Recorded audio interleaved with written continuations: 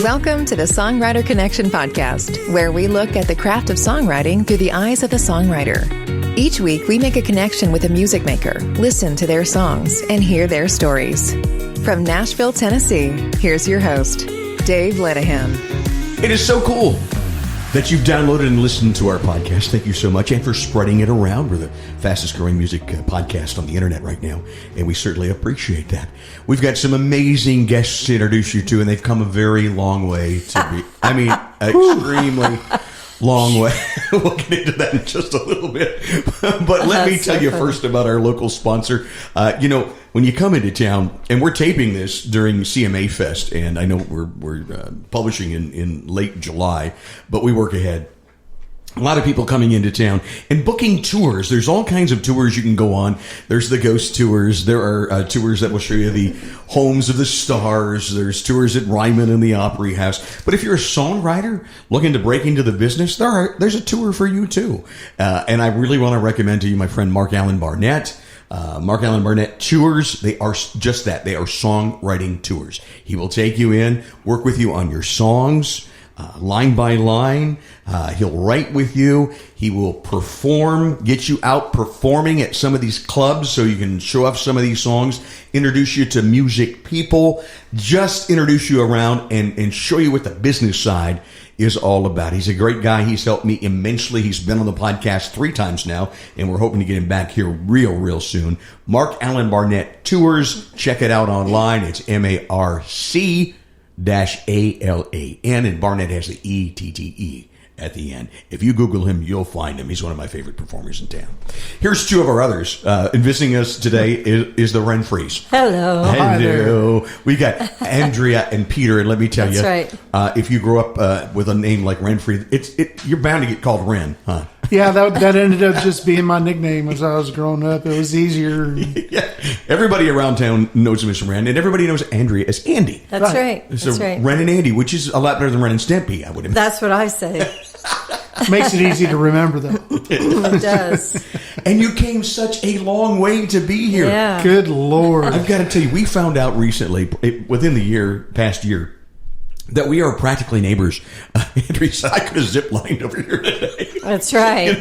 Right around the corner, stone's throw away, and I'm just so thankful for that. Us You've got a great studio in your home. Thank you. This new record that you have out is wonderful, and you produced it all, right? I did, with Andi, yep. Yeah, with Andi, and wrote all the songs. You know what I wanted to do was start off with a song, and would it be okay to play like the title cut? Sure. Oh, yeah, please. Yeah, it's one of our favorites. Oh, I love this song. And here it's called 97 Acres, the title cut of the new Renfrees CD. Thanks for listening to the podcast. The sign says 97 acres will divide. Just this side of Dallas, heading north on 45.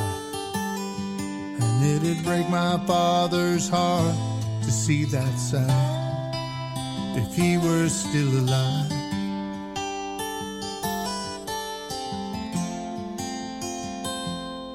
Cause that 97 acres was our family legacy, and all Daddy had to leave to my 2 brothers and me. Once he was out of the equation, all the problems added up so easily.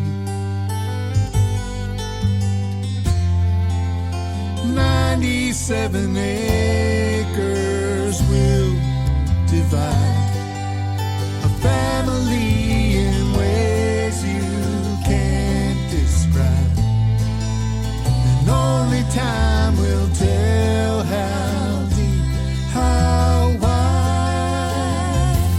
97 acres will divide.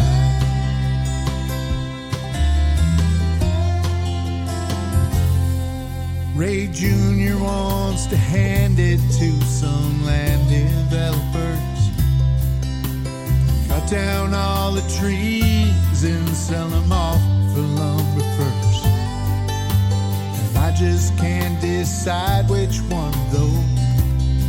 I'd hate to see the worst.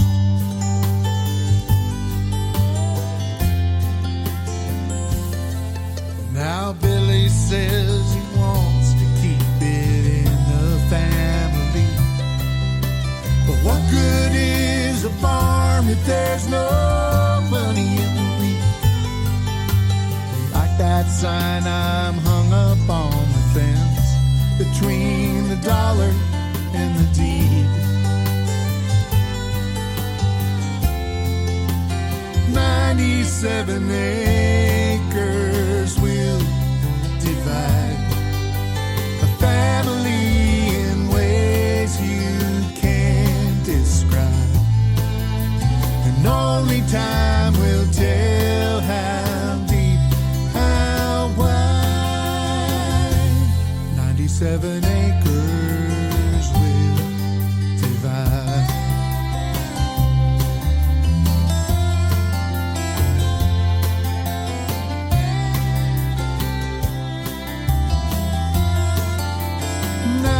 Seven acres will divide a family, a town, a countryside, and there's no way of knowing just how wide.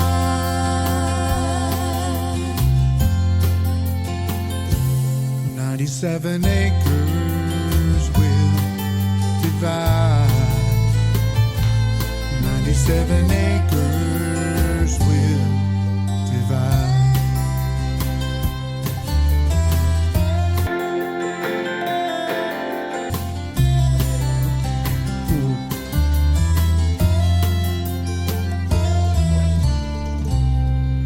Great song, 97 Acres, the title track of the new record that's out there by the Renfrees. They're our guests on the podcast today. You're listening to this album over and over.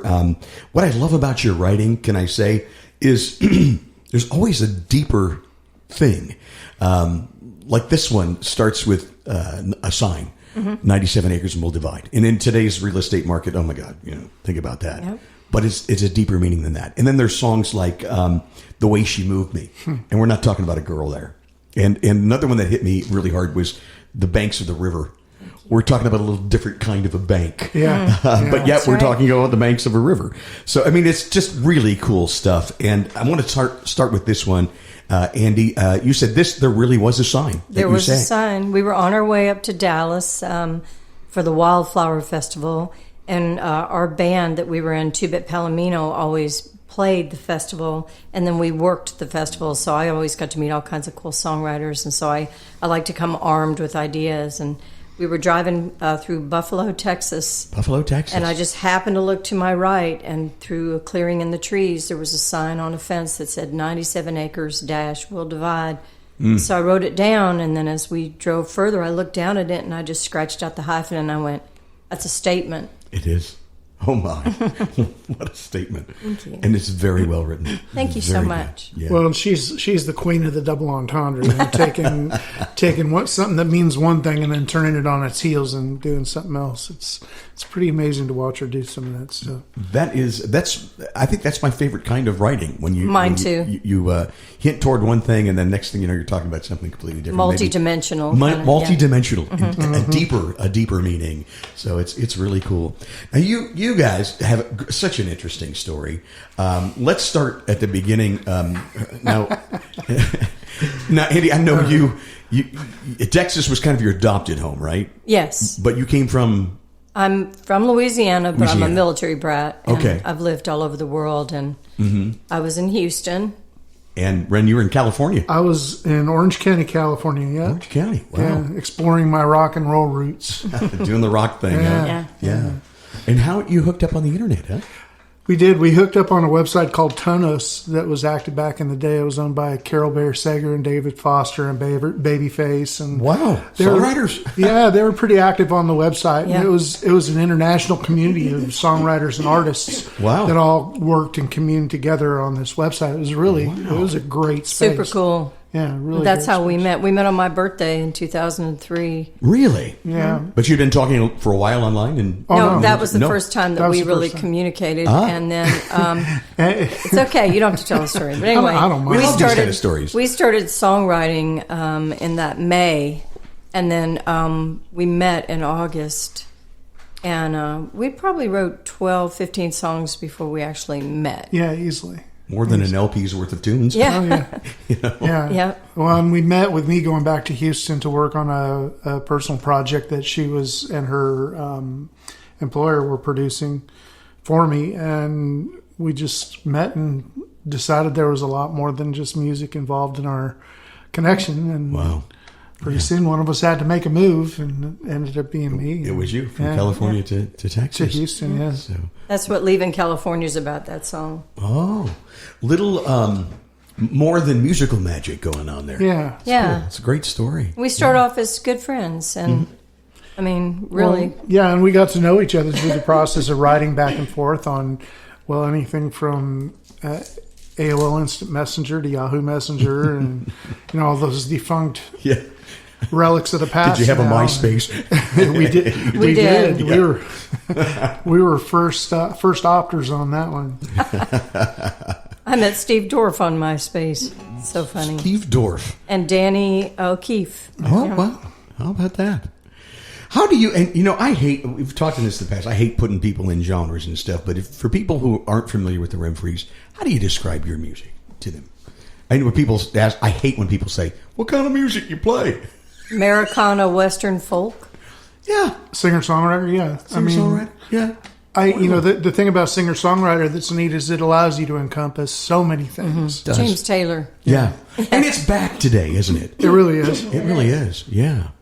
And I know you've produced a lot of the artists around Nashville. You've got a home studio, and you're calling it... It's Soundcatcher Recording. Soundcatcher Recording, and you do some wonderful work. Thank you, Dave. I know you've done a couple of demos for Dakota Danielle and I. And Dakota we're going to have on the show here soon. Good. She's amazing. She's been so busy. She's doing the band thing, and I love it. Got some shows during CMA week. Girl's got chops. She really does, and a good writer. So Truth. Your demo service is available, and you are a fantastic producer. Thank you. Let's talk about this new record.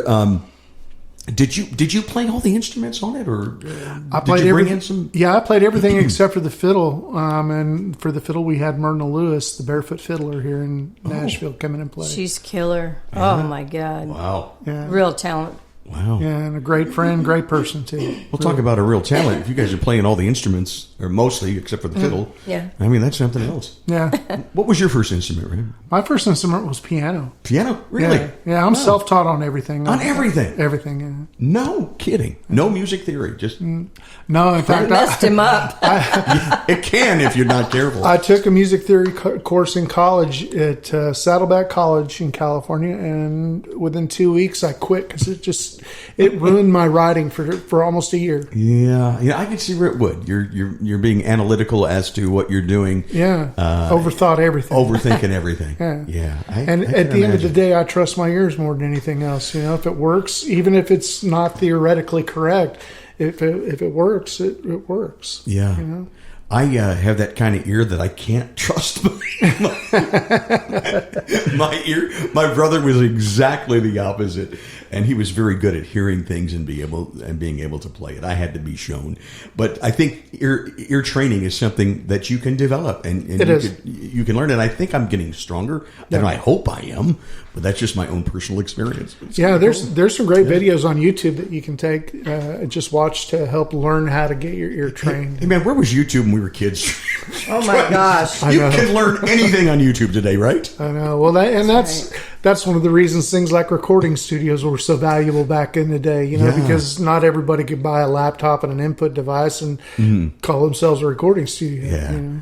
Your studio is really something. I have to tell you, just amazing. You've got 2 whole rooms in your house that are devoted to your studio. One is kind of a sound booth, but you can put drums in there if you wanted, and a singer, and then the master control is just gorgeous with all this reclaimed wood. Yeah. Oh my gosh. Barnwood, 1880s Barnwood. Oh, and there's a story behind that, isn't there? There Yes, is. our friend who lives in Castalian Springs bought a house where the house and the outbuildings were all made from reclaimed barnwood, and there's square holes in a lot of it. I mean, it's old, and it's beautiful. We were looking for barnwood, and he said, "I'm ready to tear down the chicken coop. Bring your mallet."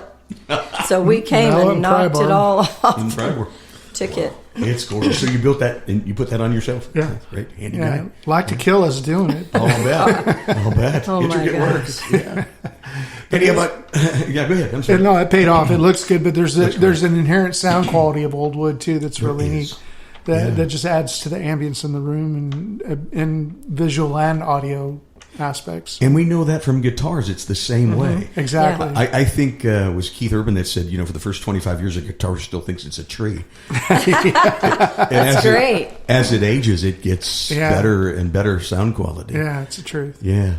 Now, Andi, tell us about your music journey. When did it start for you? Oh, man. Well, my mother listened to a lot of music, so I grew up listening to all kinds of eclectic stuff and singing along.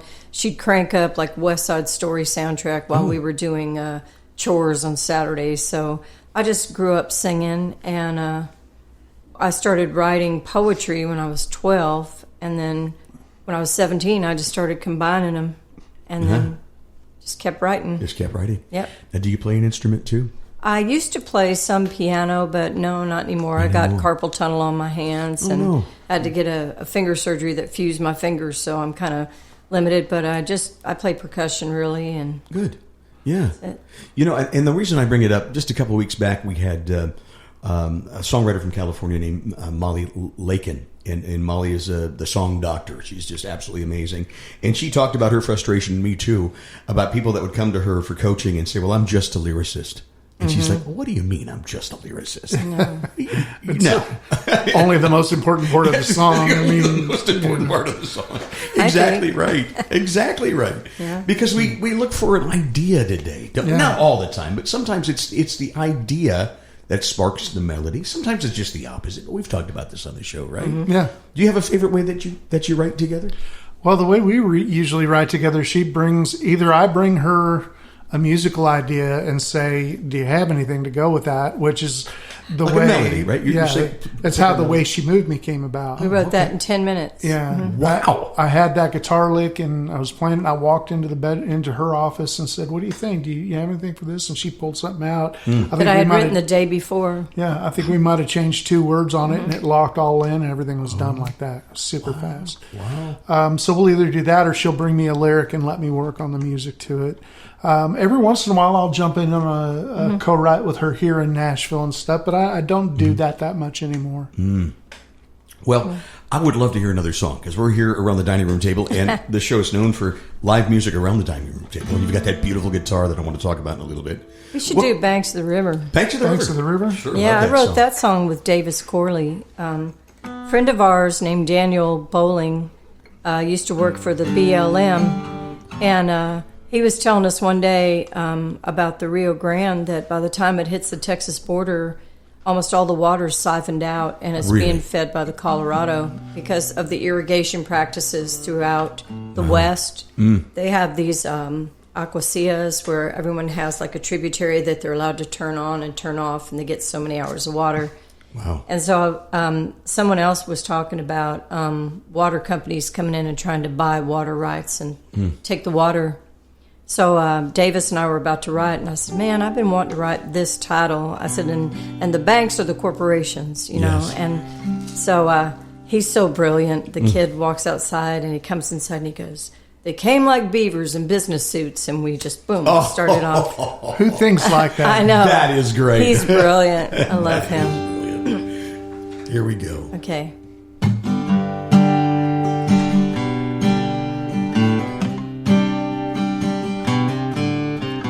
Came like beavers in business suits, and the profits started trickling through the dam they built upstream from our home. Now the waterway is nearly dry, and that rope swing looks like suicide. Now the river's finally worth its weight in gold.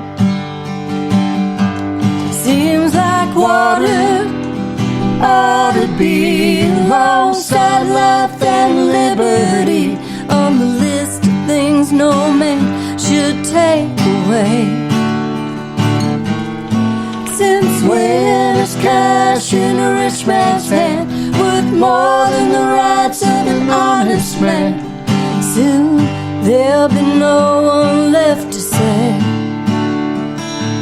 how the banks of the river dried up, the river banks. The Tompkins finally sold their place, about to foreclose anyways. A 12-foot U-Haul held all they had left,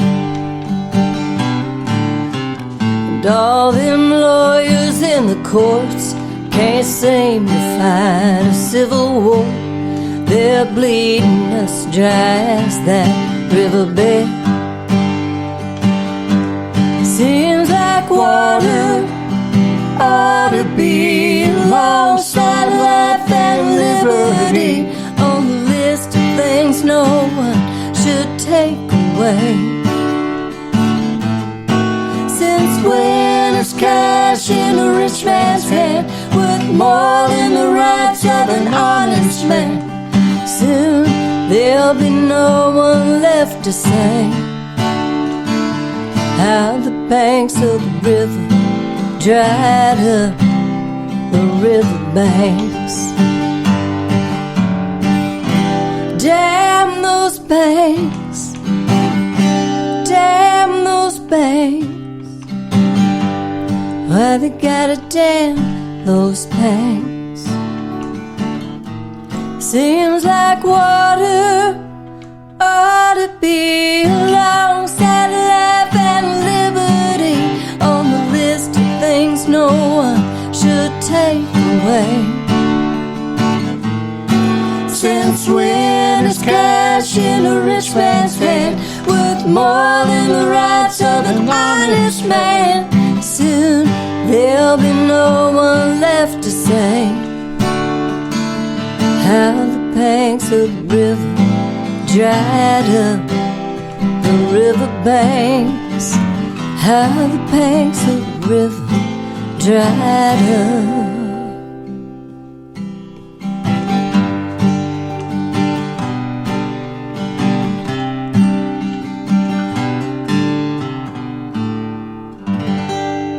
Amazing. Ren and Andi, the Renfrees, our guests on the Songwriter Connection podcast. Fantastic artists and songwriters. I'll tell you, recently, one of the Facebook groups I'm on, a songwriter group, somebody said, okay, best opening line of a song, go. And people were listing their favorites. And one of my favorites has always been the song Bill Anderson helped to write Whiskey Lullaby, which she put him out like the burning end of a midnight cigarette. Oh, my God. I love that. Yeah. But now I think one of my new favorites is that one. They came like beavers in a business suit. Come on. I love that. That is fantastic. That is some creative stuff. Absolutely. Now the album is out there. It's 97 Acres is the name of this record. And doing well for you? Yeah. I know you just came back from a tour, right? We did. We took a tour out to California, and unfortunately had to cut it short due to illness. But COVID stuff. Mm-hmm. Yeah. Still on the way back from California. Oh boy. So we didn't do our last 4 shows. Oh no. But it was good. We had a good response. People loved their music, and good. People love your music. Absolutely. We're lucky. For you listening, I encourage you to check that out. They're on all sites. I played it from Spotify just a little bit. So Renfrees.com is our right. Mm-hmm. Renfrees.com. RENFREES. That's right. Renfrees. There you go. That guitar. Yep. Ren, got it. That's beautiful. I love the mother of pearl inlay around there. Yeah. And on the back, 2-bit Palomino, which we got to talk about too. Sure. But tell me about the guitar first. Well, funny story. We were on tour in California, and we met a Russian singer in a bar in Altadena. Oh. And she had this beautiful guitar with a beautiful inlay on the front that matched the tattoo that she had on her arm. And just kind of out of curiosity asked her about it, and she said that it was this company that she had just gotten a sponsorship with, and that we ought to talk about it or talk to them about it. So she gave me their artist rep's number, and I got a hold of them, and within 2 weeks they were building our guitars for our trio 2-bit Palomino.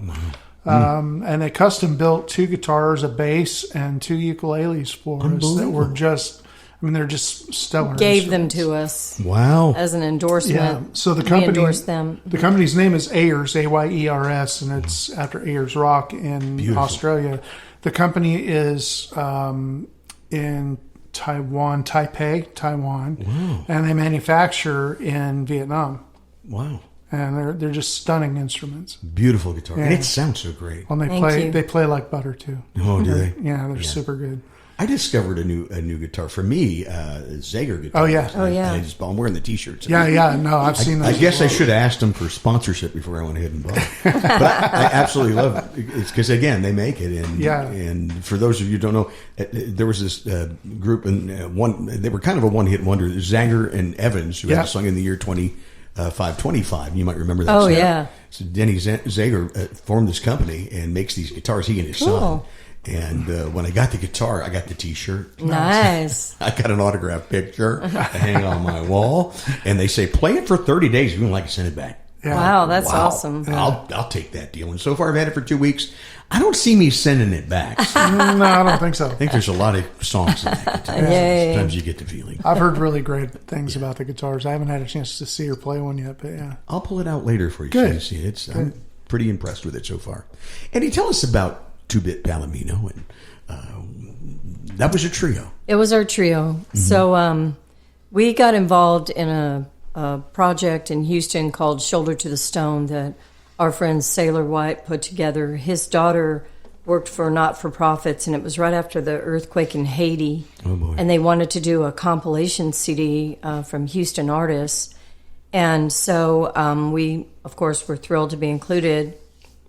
And Bill Ward was the musician who was accompanying all of the artists at the release party. And so we went to him to kind of work up some stuff. And I asked him if he wanted to write. And he said, yeah. And so we got together, and I gave him a lyric called Church of the Underground that he wrote the music to.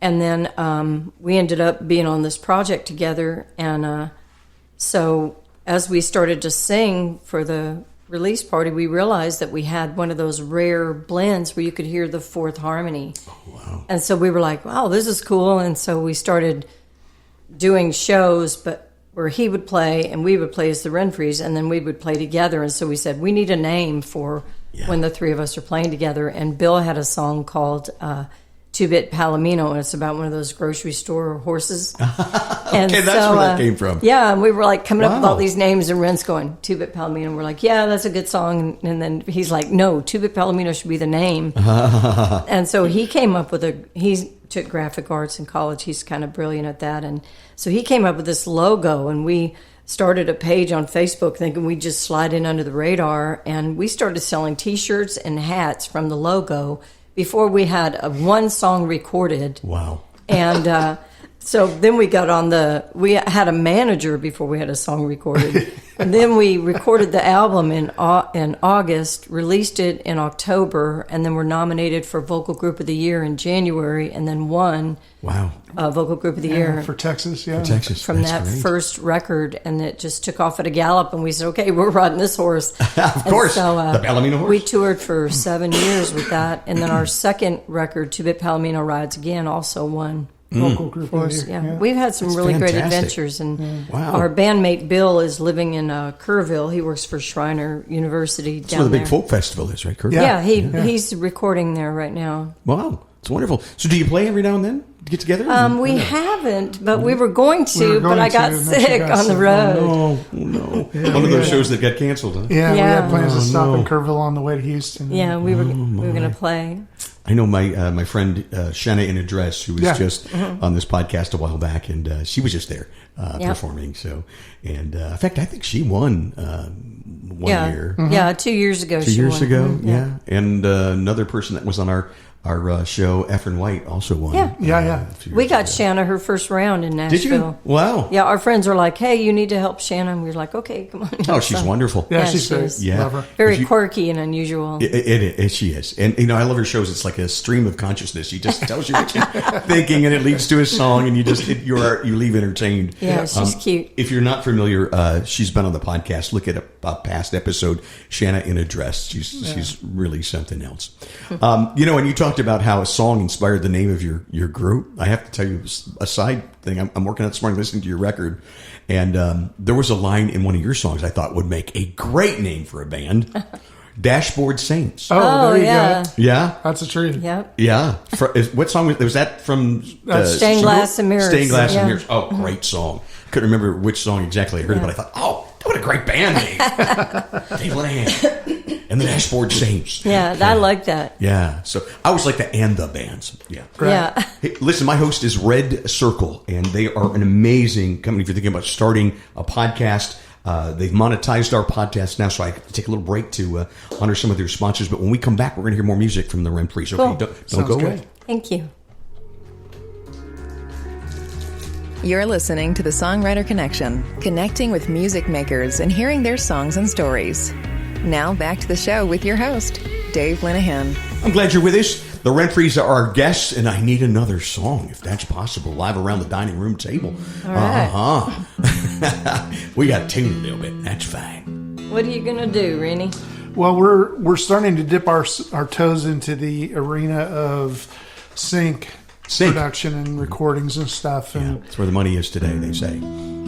so we're super fans of Yellowstone and 1883 1883, yeah. Yellowstone. Oh, yeah. Those are just like, We love that kind of we can't get And enough the of music those. in it's fantastic. Oh yeah. So we were sitting there thinking one day, if we're going to get into this, what are we going to try and push for? And we thought, if we could get something written for Yellowstone, that would work. That Yeah. would be pretty amazing. Very cool. So Andy and I and a friend of ours named Mary Kay Holt, who is a real top performer in the International Western Music Association. Yes. Met her at the 12 Keys. That's one right, Yes, night. that's yeah. right. That's Yes. right. So we got together at the studio and just sat down and kind of banged out this song in an afternoon. I had already written the lyrics, but we tweaked them a little bit to fit the Yellowstone Nice. feel, because Yellowstone's about land, and this is about how people think they can wave a piece of paper and that they own the land, but the truth is the land owns us. Well, it's after Chief Seattle's quote about that. Yeah, we don't own the land; we borrow it from our grandchildren. Yeah. Oh, wow. So that's kind of the impetus of the song. That's some truth It's there. called "The Land That Owns Us."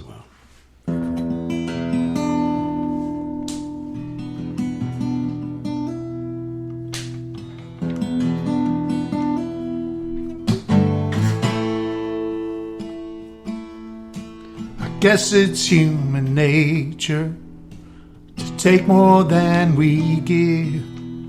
On this patch of earth we live on for a short time.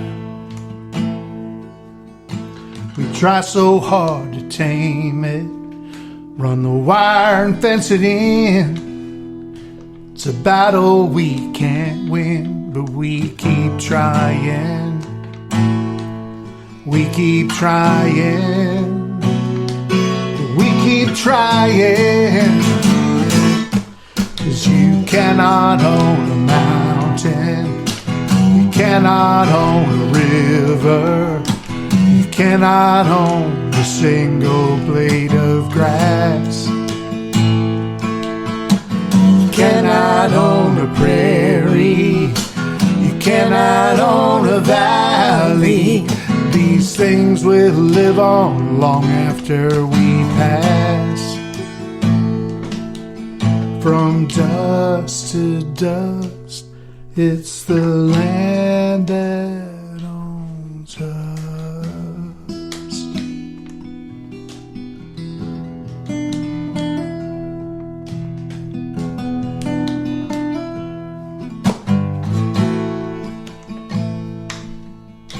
The blessing and the burden, the scar behind the brand. Wear it like a man, that's what Daddy told you. The life that you were handed, not a choice you got to make. One day you gotta face the lie they sold you. The lie they sold you. The lie they sold you. But you cannot own a mountain, you cannot own a river, you cannot own a single blade of grass. cannot own a prairie. You cannot own a valley. These things will live on long after we pass. You cannot own a mountain. You cannot own a river. You cannot own a single blade of grass. You cannot own a prairie. You cannot own a valley. These things will live on long after we pass. From dust to dust, it's the land that owns us.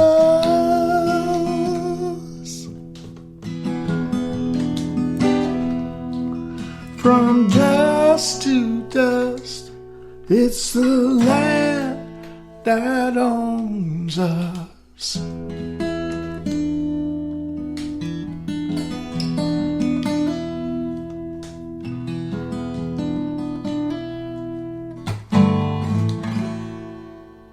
Oh, man. It's emotional.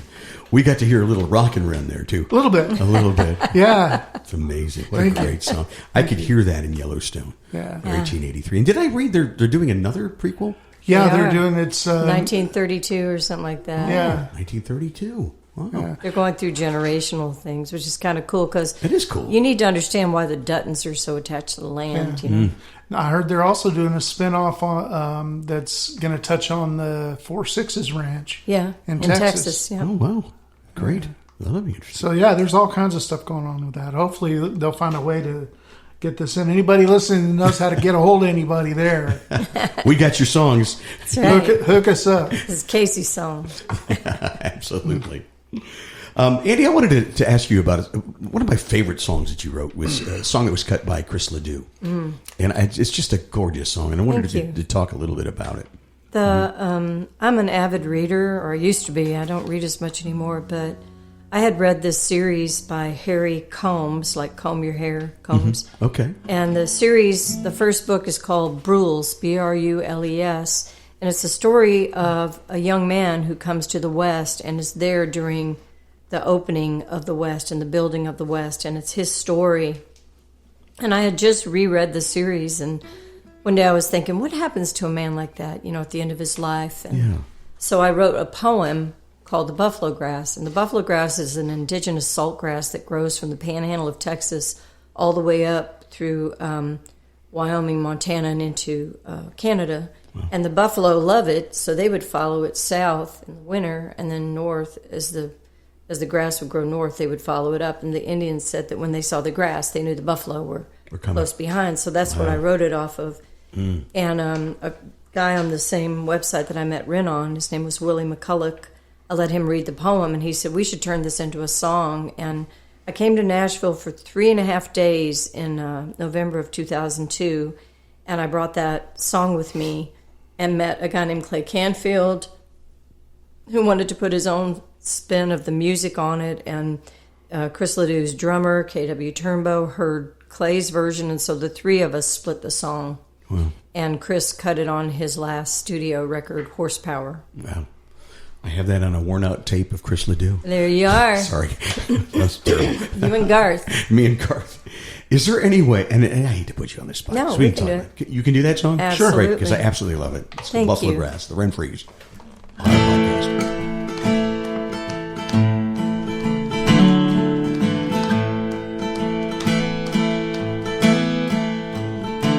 It's been 45 days since the snows have begun. I stare at the fire and I long for the sun as the bitter winds blow through the mouth of the pass. I sit here and dream of the buffalo grass.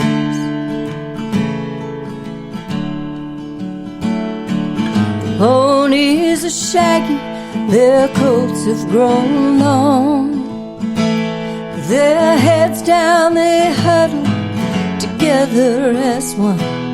At At the window, my breath forms a mist on the glass as I patiently wait for the buffalo grass. The seasons still turn as the prairies still yearn for those who were here long ago.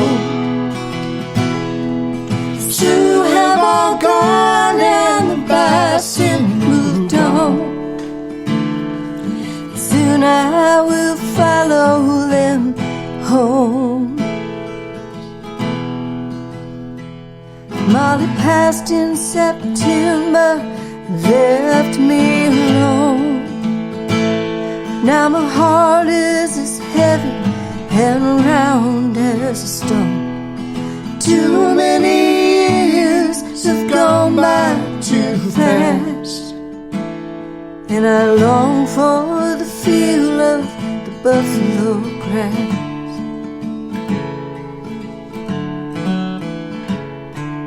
The animals sleep while the world holds its breath. The woods are as still and as silent as death. When the mountain streams flow, spring will follow at last, and the wind will blow free through the buffalo grass.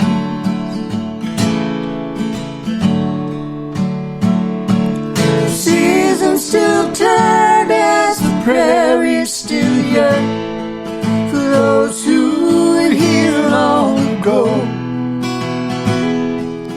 Two have all gone and the bison moved on. Soon I will follow them home. The geese will return as a symbol of change. The elk will be foraging out on the range. Once again nature's palette will color the past, and I will find peace in the buffalo grass. Yes, I will find peace in the buffalo grass.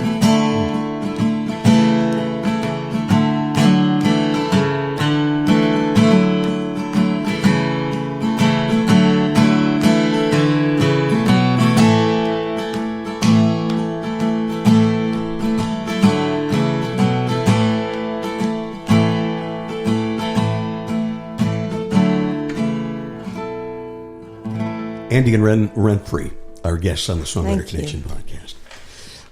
Absolutely. That's beautiful. And the imagery in that song, I don't know what buffalo grass looks like, but as you're seeing that, I can picture it swaying in the wind if it does. Just beautiful. Absolutely beautiful. You know, I used to do a show in Cincinnati radio for this station, and we had a show called the 5 O'Clock Freeway, which was part of my afternoon drive show. And occasionally we would bring artists in and mic them just like this, and they would sing and perform live. And it was my absolute favorite thing to do in radio. Yeah. So this podcast is kind of an extension of that. Right. And you guys just illustrated it right here. I said there, I remember one of our first guests on 5 O'Clock Radio was Daryl Worley, who was a big artist at the time. And I remember it was him and two other guys playing guitars, just like this, you know, around a table. And I remember just saying, I love my job. Because I had front row seats for that. So thank you for that. That's such a great song. Now, you recorded that song as well, didn't you? Yes, we recorded it on our CD Drive By Town. As well as on 2-Bit Palomino. Yeah, 2-Bit Palomino recorded it as well. So there's a few versions up there we can look for. Several, yeah. And several people in the Western Music Association have recorded, which we didn't know. And Jim Jones just released his version of it.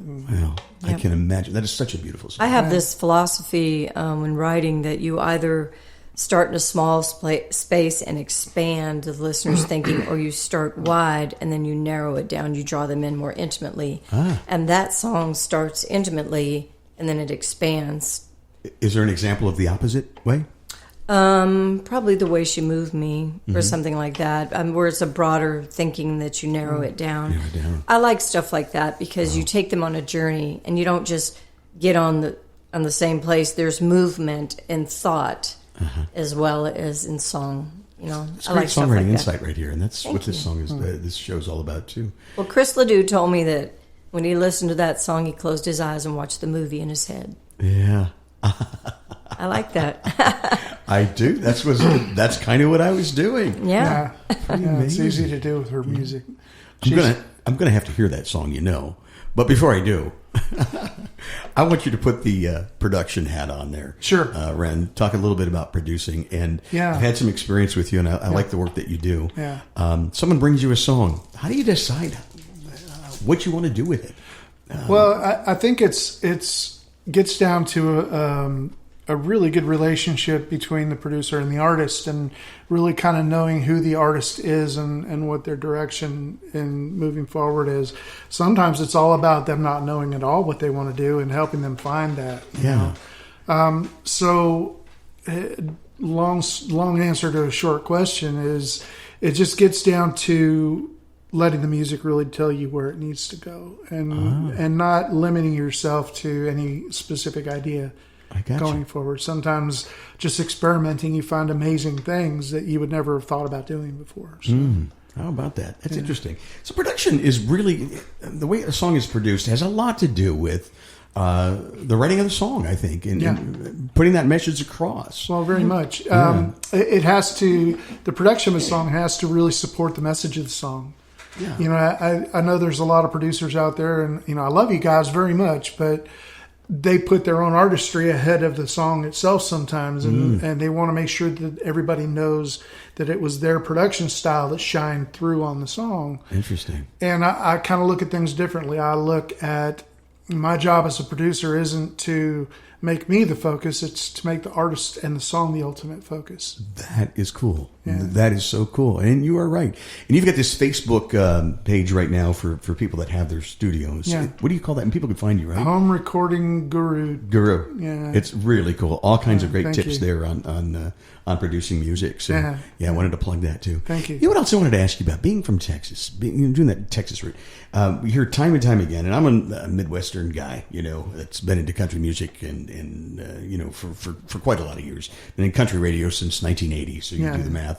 But we've always heard that Texas is a different country. It is. It's got its own charts. It does. And why? It is. Tell us why and what it is and what it is about Texas music. It's a different way of life down there. It literally is almost like its own country in that there's like 3 to 4 regions in the state as far as topography and stuff like that, and different Indian tribes were there. It just has different history, you know, and the artists have found a way to speak in the vernacular that Texans get. Yeah. You know, I think the thing about Texas is it started off as an independent country. Yeah. And that independence has carried through in so much of its history, you know, including its music. It's music, it's politics, it's everything, you know. It's very independent in a lot of respects. And very lucrative in the music business there, too. it is. We've done well there. Yeah. We have a lot of fans in Texas and friends, and miss it sometimes. When we want to go make some money on a tour, we go through Texas. Yeah. All the old stumps. Yeah, the southwestern area has been really good to us over the years. They support their artists there. And we have a lot of friends who are doing quite well there. Hilling Cronin, Walt Wilkins. Yeah. I mean, Susan Gibson, who wrote Wide Open Spaces. Oh, wow. Yeah, great song. We had a lovely lady on the show in the first season, and I want to have her back, Jamie Harris from Texas. I just love her style. Yeah, she plays with Mary Gaucher. All the time. And I'd love to have them Jamie's both, actually. great, yeah. They're both amazing writers. And really lucky. We've gotten to do some cool stuff. Yeah. Have you played with them? Have you? No, not with them. We've just been in the same, like, breathe the same air. Same air, yeah. Oh, that's cool. Very good. Well, I was wondering if you could play that song that we just talked about. The Way She Moved Me? The Way She Moved Me. Yeah, I got to do a little It's bit another one of those, you know, songs where it's probably not what you think. The Way She Moves Me. On this one, I wrote the lyric I used to get up and write at the same time every day, which I recommend for lyricists as a discipline. So I never knew what was going to show up. And this one day, I started writing this story of this man who was thinking about a car out in his yard, and then it drew you into the inner feelings of him. That's the opposite one that I was talking about. And then when Ren showed up playing this beautiful melody and this drop D, I was like, what is that to? And he goes, I'm just writing it. Do you have anything that goes with it? And I said, wow. I was listening to the mood, and I said, I think this fits this one I just wrote. Wow. And 2 lines came out of the song. Wow. And then it just fit. It's one of my favorites. Wonderful. So from a songwriting standpoint, just as a point of note, a good friend of ours, Chuck Cannon, we met him in Austin at a songwriters convention, and I watched him play in a song circle, and he was playing these drop tunings that, oh my God, they just fascinated me. So I asked him afterwards, what is it that you're doing and how are you doing it? And he goes, oh, brother, you got to try this. It's amazing and it's going to change your life. So I got home and instantly, started researching the Dad tunings and stuff like that. And, and that's what what came out of that tuning was this song. We talked a little bit about open tunings and things with our guest Chad Wilson and Caitlin Crooker not too long ago. Yeah. They do a lot in open C. Yeah, open C is a big thing. And it's just really cool. Every now and then you get stuck, I think. Try that. Put on an open tuning. Or just drop the E to a D. Yeah. And see what you come up with. Sometimes it opens up It'll things. evoke something in you that you don't know what it is. Exactly right. So I love this story, how this came together. Play it for us. This is a great song from the new album. The Way She Moved Me.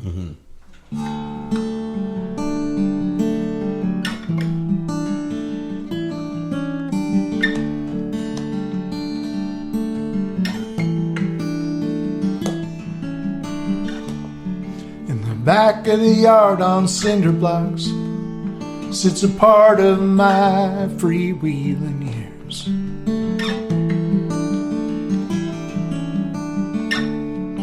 All tattered and weathered and worn, cracks in the vinyl and rust on the gears.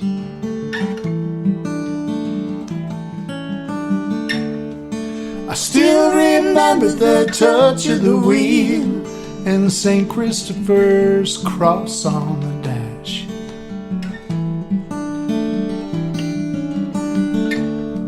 I put too many miles on the engine, most of them traveling way too fast.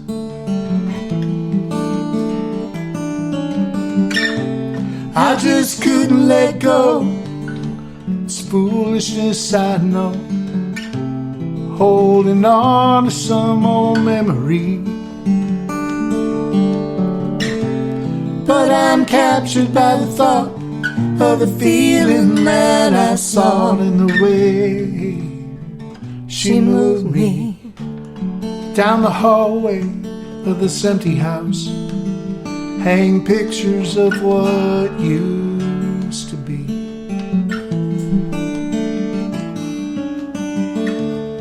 Wedding kisses and birthday cakes, and the way she smiled when she looked at me.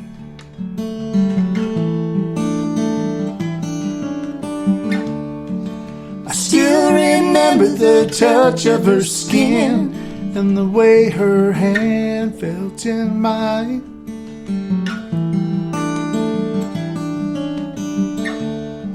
She walked out the door one day, left me standing frozen in time. I just couldn't let go. It's foolishness, I know, holding on to some old memory. I'm captured by the thought of the feeling that I saw in the way she moved me, in the way she moved me.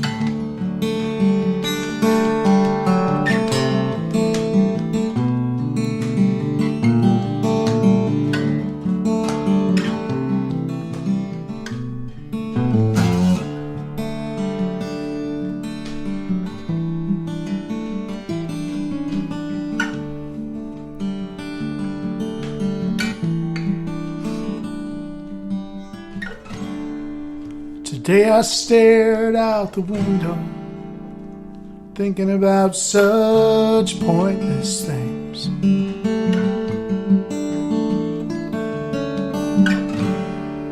Like old cars I'll never drive, and why I won't take off this ring.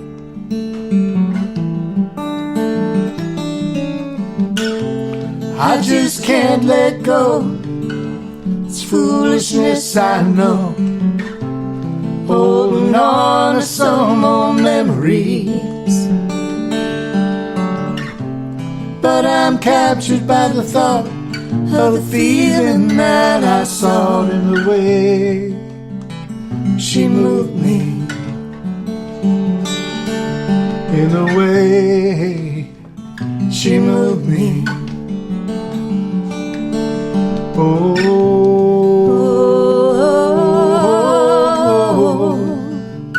the way she moved me.